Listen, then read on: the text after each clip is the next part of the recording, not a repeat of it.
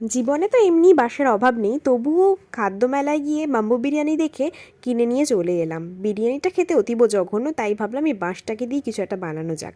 ভালো করে মেজে ঘষে এর মধ্যে করে নিলাম ব্ল্যাক বেস, তার উপরেই ছোটো ছোটো ব্লক করে নিলাম, অনেকটা বহু আর্টের মতো করতে চাইছিলাম। তারপর তার মধ্যে আমার পছন্দ মতো কিছু কারুকাজ করে সেটাকে কালার করে নিচ্ছিলাম, কোনো রেফারেন্স ছাড়াই এটা আমি নিজের মতন করে করেছি। মেলাতে কিন্তু এরকম ফুলদানিও বিক্রি হচ্ছিল, আমি না কিনে বাড়িতেই বানিয়ে নিলাম আর কয়েকটা আর্টিফিশিয়াল ফুল নিয়ে এর মধ্যে দিয়ে দেবো। মাঝখানে একটা খুব সুন্দর সানফ্লাওয়ারও এঁকে রং করে নিয়েছিলাম। লুকসটা এসেছিলো খানিকটা এই রকম, আর এই রংটা যাতে অনেক দিন অবধি ভালো থাকে আর হাতে উঠে না আসে সেই জন্য ওপরে দিয়ে দিয়েছিলাম ভার্নিশ। ফাইনাল লুকটা কিন্তু ভীষণ সুন্দর, গ্লেজি, খুব শাইনি এসেছিলো। দেখো তোমাদের কেমন লাগলো এই ভিডিওটা অবশ্যই জানিও।